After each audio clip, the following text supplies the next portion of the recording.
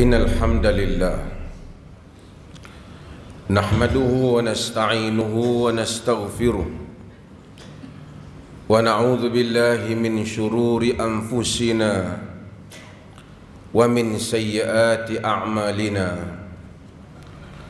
من يهده الله فلا مضل له ومن يضلله فلا هادي له أشهد أن لا إله إلا الله وحده لا شريك له وأشهد أن محمدا عبده ورسوله بشيرا ونذيرا بين يدي ساعة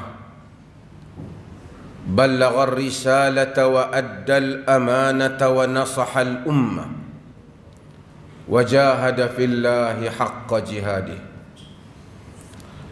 اللهم صل وسلم على حبيبنا سيدنا رسول الله وعلى آله وصحبه ومن تبعه ونصره ووالاه أما بعد فيا أيها الإخوة المؤمنون أوصيكم ونفسي بتقوى الله قال الله عز وجل يا أيها الذين آمنوا اتقوا الله حق تقاته ولا تموتن إلا وأنتم مسلمون. Sidang Jumaat yang dirahmati Allah, marilah kita bertakwa kepada Allah.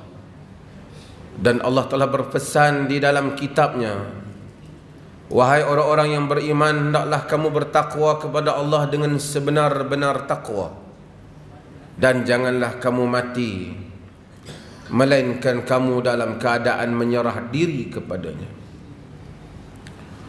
Allah Subhanahu wa ta'ala telah menjadikan umat ini dengan segala keistimewaan yang diletakkan kepadanya. Di antara keistimewaan yang besar ialah keistimewaan menanggung bebanan dakwah, menyampaikan ajaran Tuhan kepada orang lain, menyuruh kepada yang ma'ruf, mencegah daripada yang mungkar. Allah Subhanahu wa ta'ala menyebut, kuntum khaira ummatin ukhrijat linnas ta'muruna bil ma'ruf wa tanhauna 'anil munkar wa tu'minuna billah. Adalah kamu itu merupakan sebaik-baik umat yang dikeluarkan kepada manusia. Kamu menyuruh kepada yang ma'ruf, kamu mencegah daripada yang mungkar, dan kamu beriman kepada Allah. Dakwah, tanggungjawab, bebanan dan kerja yang diamanahkan oleh Allah ini telah dilaksanakan oleh generasi demi generasi. Para anbiya alaihimus salatu wassalam, sehingga kepada Nabi kita Muhammad sallallahu alaihi wasallam. Bermula daripada seorang Nabi, diikuti dengan beberapa orang. Sebahagian mereka di peringkat awal merupakan golongan yang lemah, sehinggalah jumlah itu bertambah, sehinggalah akhirnya membentuk sebuah pentadbiran dan kerajaan di negara Madinah, sehingga akhirnya membentuk lebih besar daripada itu, menguasai kota Mekah. Selepas wafatnya Nabi sallallahu alaihi wasallam, umat Islam meneruskan misi itu daripada Madinah yang lebih kecil daripada Kangar, telah bertukar menjadi empire yang besar. Telah berlakunya futuhat, telah berlakunya pembukaan-pembukaan, dan umat Islam melalui berbagai cara dalam perdagangan mereka, dalam penulisan mereka, di dalam sastra dan karya mereka, menyebarkan agama yang Allah Subhanahu wa ta'ala berikan amanah dakwah itu kepada mereka. Namun Nabi sallallahu alaihi wasallam memberikan amaran bahawa pada satu masa nanti umat ini sekalipun jumlahnya besar, ia akan menjadi umat yang lemah. Di dalam hadis yang diriwayatkan oleh Abu Dawud, Nabi sallallahu alaihi wasallam menceritakan tentang apa yang akan berlaku. Kata baginda, yushikul umamu an tada'a alaikum kama tada'al akalatu ila qas'atiha. Qalu amin qillati nahnu yawma idhin ya Rasulullah. Qala la, bal antum yawma idhin kathir walakinnakum ghutha ka ghutha'is sayl. La yanza'anna Allah min suduri aduwikumul mahabbata minkum wa la yaqdhifanna fi qulubikumul wahn. Qalu wa mal wahnu ya Rasulullah? Qala hubbud dunya wa karahiyatul maut. Nabi menyatakan, dikhawatiri nanti pada suatu masa umat-umat manusia, kaum-kaum yang berbagai-bagai, puak yang berbagai-bagai, masyarakat yang berbagai-bagai, akan semuanya menyerang kamu, mengurumuni kamu, seperti mana pemakan-pemakan mengurumuni qis'ah, bekas makanan yang boleh makan besar. Qas'ah di dalam bahasa Arab ialah bekas yang boleh dimakan sehingga 9 orang. Sahabat menjadi hairan, bagaimana mungkin umat ini dibuli, sedangkan mereka ketika dalam jumlah yang sedikit dapat menewaskan empire yang besar, dalam jumlah yang sedikit dapat mengalahkan pihak yang besar. Sahabat bertanya Nabi sallallahu alaihi wasallam, amin qillati nahnu yawma idzin ya Rasulullah? Adakah kerana ketika itu kita sedikit wahai Rasulullah? Nabi menyatakan la, tidak. Bal antum yawma idzin kathir, bahkan kamu ketika itu banyak. Walakinnakum kaghutha'is sayl, tetapi kamu bagaikan buih sampah sarap di air. Banyak yang tidak mempunyai pendirian, banyak yang boleh dipukul oleh pukulan air, banyak yang tidak boleh menetapkan harga diri dan identiti. Walakinnakum kaghutha'is sayl, la yanzi'anna Allahu min suduri aduwikumul mahabbata minkum. Allah akan mencabut daripada dada musuh-musuh kamu perasaan gerun kepada kamu. Wa la yaqdhifanna fi qulubikumul wahn, dan dia akan mencampakkan di dalam dada-dada kamu al-wahan. Sahabat bertanya, wa mal wahnu ya Rasulullah? Apa itu wahan wahai Rasulullah? Perkataan wahan ialah perkataan Arab, maksudnya lemah, tapi sahabat tidak faham apa wahan yang Nabi maksudkan. Nabi menyatakan hubbud dunya wa karahiyatul maut. Wahan itu ialah cintakan dunia dan takutkan mati. Dan itulah penyakit majoriti atau sebahagian besar umat Islam di akhir zaman. Gagal untuk mempertahankan agama mereka, gagal untuk mempertahankan prinsip kehidupan beragama mereka kerana hubbud dunya wa karahiyatul maut. Takutkan ancaman orang lain, takutkan kepada apa kata orang lain tanpa mereka mempertahankan prinsip diri mereka. Lebih daripada itu, di dalam hadis yang diriwayatkan oleh Al-Imam Al-Bukhari, Nabi sallallahu alaihi wasallam menyifatkan tentang golongan pada akhir zaman. Nabi menyatakan du'atun ila abwabi jahannam. Penyeru-penyeru kepada pintu neraka jahannam. Man ajabahum qadhafuhu fiha. Siapa yang menyahut seruan mereka, man ajabahum ilaiha qadhafuhu fiha. Siapa yang menyahut seruan mereka itu dicampakkan ke dalam neraka jahannam. Sahabat bimbang, siapa penyeru kepada pintu neraka jahannam? Mereka berkata, ya Rasulullah, sifhum lana. Wahai Rasulullah, sifatkan penyeru-penyeru neraka jahannam itu pada kami.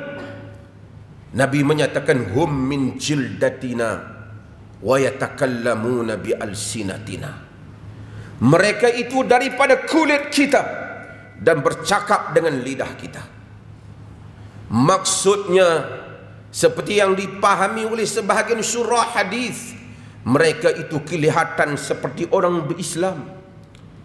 Pakaiannya, gayanya macam orang Islam, bahasanya macam orang Islam, tetapi penyeru-penyeru kepada pintu neraka jahannam. Para sahabat radhiyallahu anhum ajma'in, dengan jumlah yang sedikit,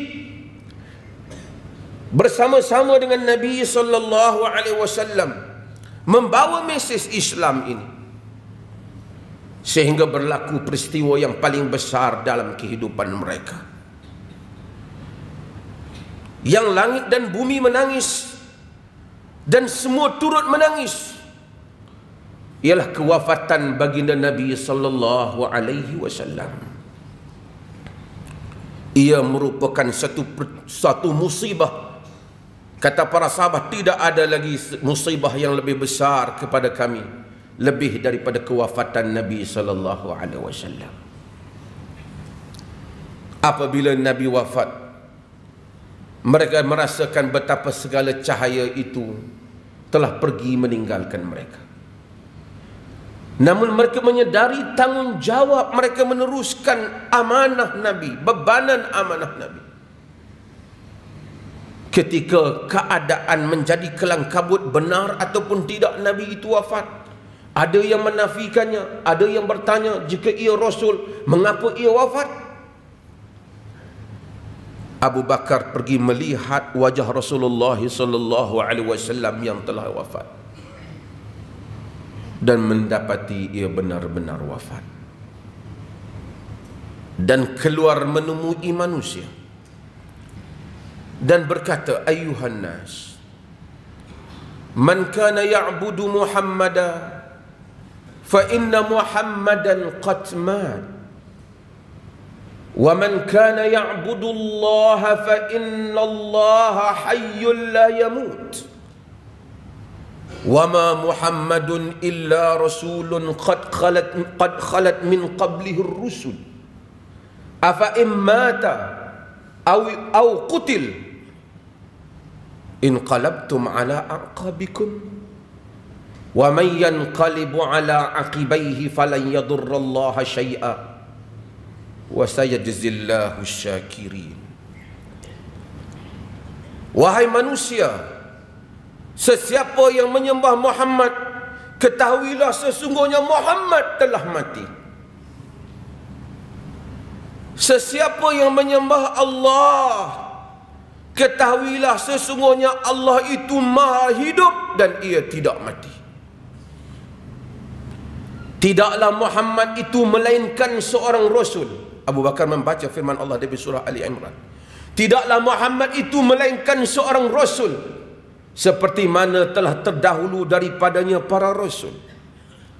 Apakah sekiranya Muhammad itu mati atau ia dibunuh, maka tumit-tumit kamu akan berpaling. Sesiapa yang tumitnya berpaling, ia tidak akan memberi apa-apa mudarat kepada Allah. Sesungguhnya Allah akan membalas orang-orang yang bersyukur kepada nikmatnya. Para sahabat meneruskan misi dakwah mereka, menyadari kini Rasul yang mereka cintai sudah tidak ada. Menjadi tanggungjawab mereka untuk meneruskannya. Abu Bakar mengambil tanggungjawab menggalang ganti Nabi.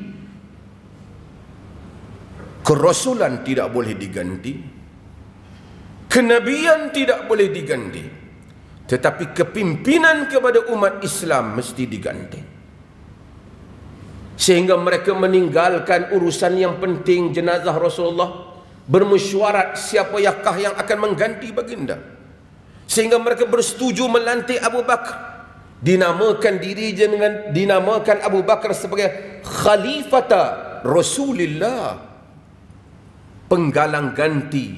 Khalifatu Rasulillah, pengganti Rasulullah.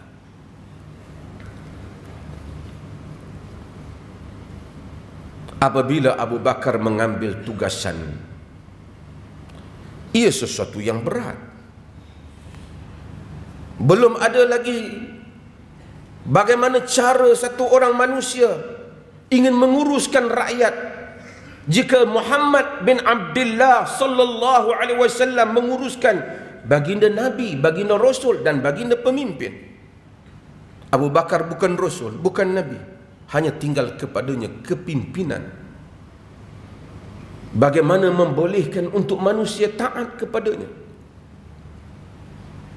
Maka berlaku beberapa peristiwa, termasuk peristiwa orang-orang yang murtad, yang enggan membayar zakat, yang bertanya, jika Muhammad itu Rasul, mengapa dia wafat? Ada yang murtad, ada yang tak mau membayar zakat, ada yang mengurangkan Islam. At-Tabari menukilkan satu perkataan yang masyhur daripada Abu Bakar Siddiq ketika mengambil keputusan untuk mempertahankan benteng Islam. Kata Abu Bakar, ayanqusuddin wa ana hayy. Adakah agama menjadi lemah, agama menjadi kurang sedangkan aku masih hidup? Inilah slogan yang diungkapkan, kata Maulana Abul Hasan Ali An-Nadwi. Sepatutnya setiap orang pelajar Muslim menulis di rumahnya, ayanqusuddin wa ana hayy. Adakah agama menjadi lemah, agama menjadi kurang sedangkan aku masih hidup? Maksudnya apa erti aku ini hidup jika agama menjadi lemah, jika agama menjadi kurang? Tidak ada makna kehidupanku jika aku hidup dalam keadaan agama menjadi lemah dan kurang. Dengan slogan itu Abu Bakar telah meneruskan tugasannya, membawa Islam. 2 tahun lebih ia menguruskannya. Wafatnya Abu Bakar, naiknya Umar bin Khattab radhiyallahu anhu 10 tahun meneruskan misi Nabi sallallahu alaihi wasallam. Jika dahulu Nabi sallallahu alaihi wasallam menyebut tentang Rom dan Parsi yang akan tumbang, berada di bawah telapak kaki orang Islam, zaman Umar bin Khattab impian itu benar-benar berlaku. Kerajaan yang gagah, Parsi yang kejam, yang ditakuti oleh orang-orang Arab, berhadapan dengan orang-orang Badui padang pasir yang mengucap asyhadu an la ilaha illallah wa asyhadu anna Muhammadar Rasulullah.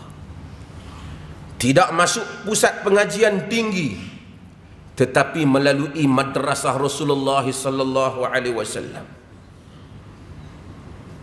Ketika Rib'i bin Amir, seorang Badui yang mengikat kepalanya dengan tali, pergi berhadapan dengan Rostam yang merupakan panglima besar Parsi yang digeruni, yang mempunyai ratusan ribu tenteranya, yang tinggal dalam istana yang mewah, pakaian yang mewah dan makanan yang mewah, pengawal yang hebat.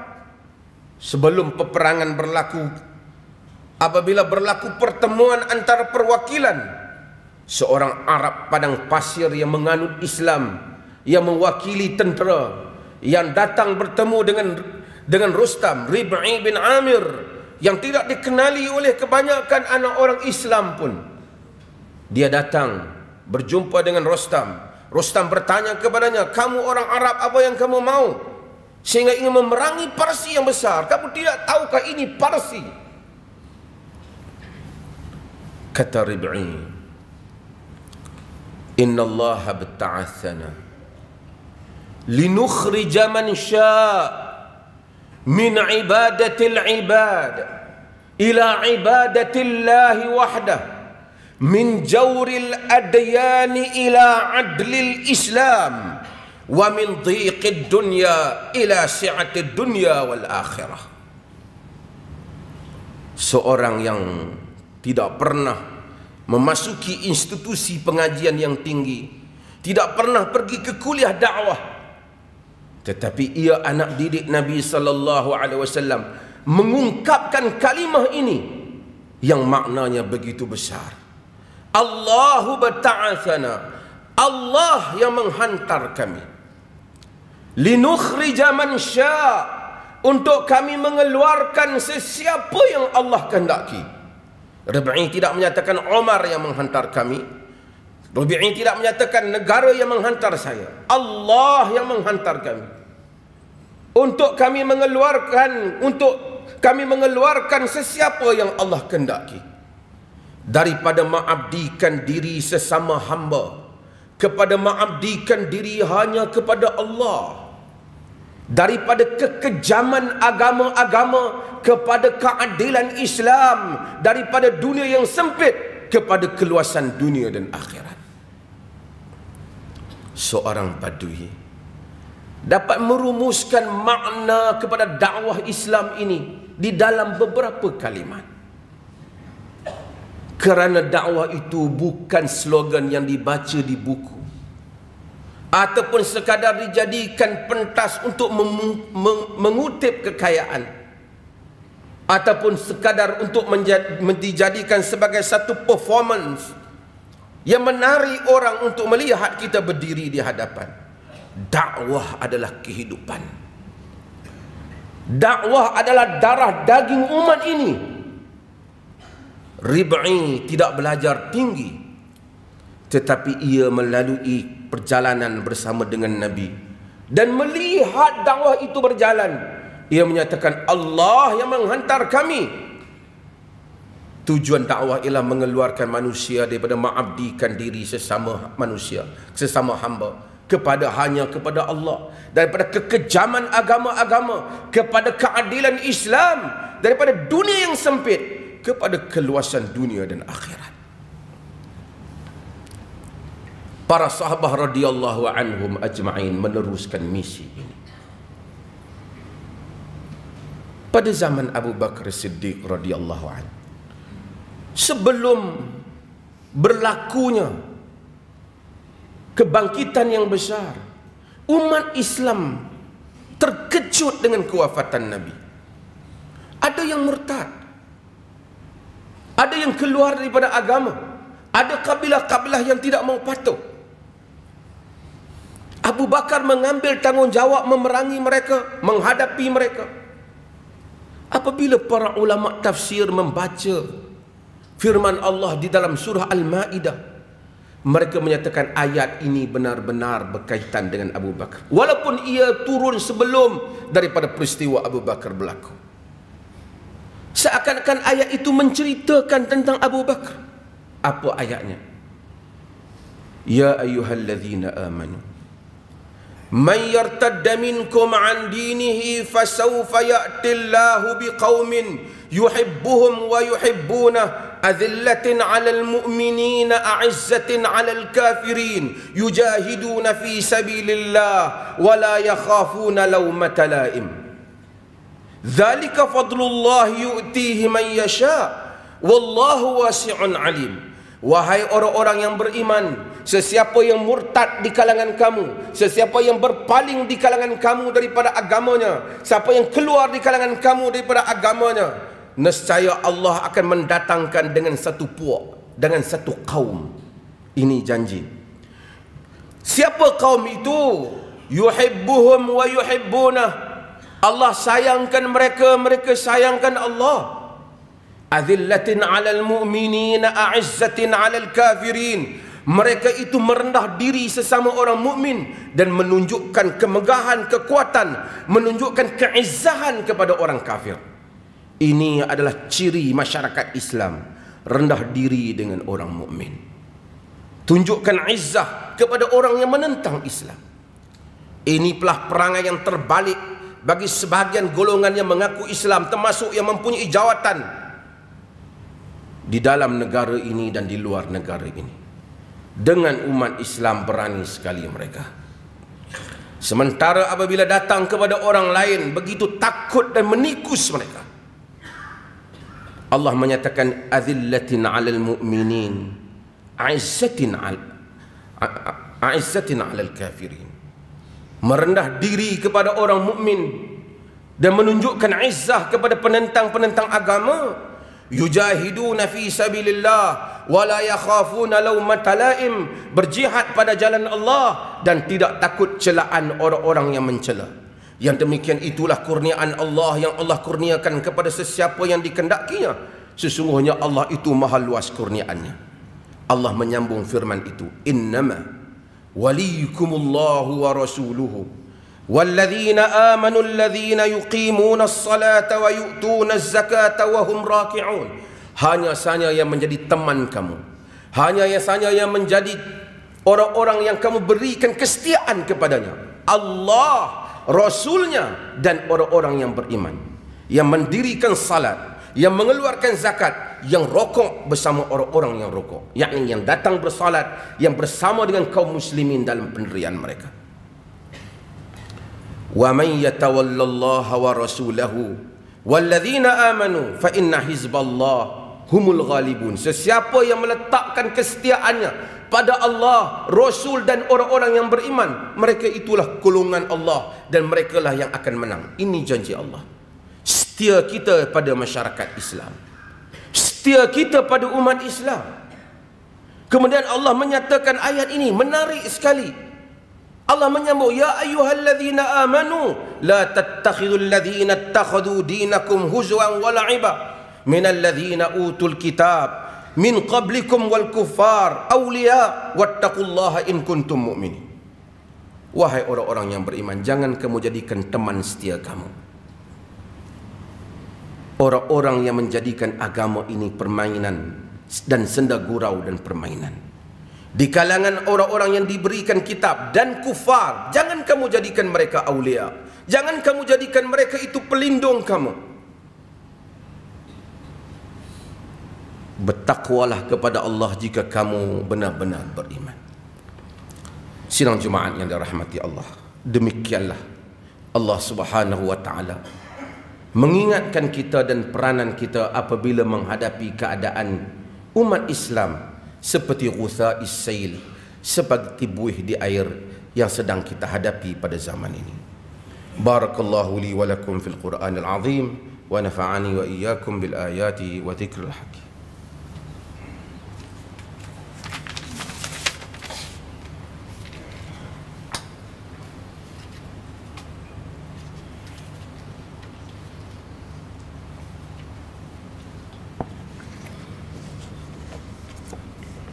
Alhamdulillahilladzi arsala rasulahu bil huda wa dinil haqq liyudhhirahu 'ala ad-dini kullihi walau karihal kafirun. Asyhadu an la ilaha illallah wahdahu la syarika lah wa asyhadu anna Muhammadan 'abduhu wa rasuluh. Allahumma salli wa sallim ala nabiyyina Muhammad wa ala alihi wa sahbihi ajma'in, amma ba'd. فيا أيها الإخوة المؤمنون أوصيكم ونفسي بتقوى الله وتزودوا فإن خير الزاد التقوى. Sidang Jumaat yang dirahmati Allah, marilah kita bertakwa kepada Allah dan berbekallah, sesungguhnya sebaik-baik bekalan itu adalah takwa. Marilah kita ingat, sesungguhnya perkataan yang terbaik yang kita ungkapkan ialah perkataan menyeru manusia kepada jalan Allah. Wa man ahsanu qawlan mimman da'a ila Allah wa amila salihah. Siapakah yang lebih baik perkataannya daripada orang yang menyeru kepada Allah dan beramal dengan amalan yang saleh? Marilah kita menyeru manusia kepada jalan Allah dan menganggap itulah tugasan kita di atas muka bumi ini. Dengan segala kemampuan kita, penulisan kita, perkataan kita, akhlak kita, harta kita, sumbangan pikiran kita, tenaga kita, jika kita tidak mampu secara langsung, kita menolong orang-orang yang berusaha menyeru kepada jalan Allah. Dan kita mudah-mudahan dengan itu Allah memberikan petunjuk dan rahmatnya pada kita. Inna Allah wa malaikatahu yusalluna ala nabi ya ayyuhalladzina amanu sallu alaihi wa sallimu taslima. Sesungguhnya Allah dan malaikatnya berselawat kepada Nabi. Wahai orang-orang yang beriman, hendaklah kamu berselawat dan salam pada Nabi. Allahumma salli ala Muhammad wa ala ali Muhammad kama sallaita ala Ibrahim wa ala ali Ibrahim wa barik ala Muhammad wa ala ali Muhammad kama barakta ala Ibrahim wa ala ali Ibrahim fil alamin innaka Hamidun Majid. Allahumma ghafir lil muslimin wal muslimat wal mu'minin wal mu'minat al ahya minhum wal amwat innaka sami'un qaribun mujibud da'wat wa qadiyal hajat. Ya Allah, ampunlah seluruh kaum muslimin sama ada yang hidup ataupun yang telah mati. Ya Allah, berilah petunjuk hidayah serta rahmat-Mu kepada kami sekalian hamba-hamba-Mu dan kepada pemimpin kami, terutama Raja Pemerintah Negeri Perlis Tunku Said Sirajuddin Ibnu Almarhum Tunku Said Putra Jamalul Lail dan Raja Muda Perlis Tunku Said Faizuddin Putra Ibnu Tunku Said Sirajuddin Jamalul Lail serta kaum kerabat baginda, supaya sentiasa beramal dengan kitab-Mu dan sunnah Nabi-Mu Muhammad sallallahu alaihi wasallam. Dan Engkau lanjutkan usia baginda berdua dalam keadaan sihat sejahtera, dan semoga dengan kesihatan yang baik yang Engkau kurniakan kepada baginda berdua, terlaksananya pemerintahan yang adil lagi diradai oleh-Mu. Allahumma ya Rahman ya Wadud, Engkau semarakkanlah dalam jiwa kami kasih sayang kerana-Mu, sehingga tersebarnya cinta dan kasih yang Engkau redai. Engkau baikilah keluarga kami, anak isteri kami, saudara mara kami, jiran tetangga kami, dan seluruh mereka yang kami kasihi. Rabbana hab lana min azwajina wa zurriyyatina qurrata a'yun waj'alna lil muttaqina imama. Barakallahu li wa lakum bil Qur'anil azim wa nafa'ani wa iyyakum bil ayati wa dhikril hakim wa taqabbala minni wa minkum tilawatahu innahu huwas samiul alim.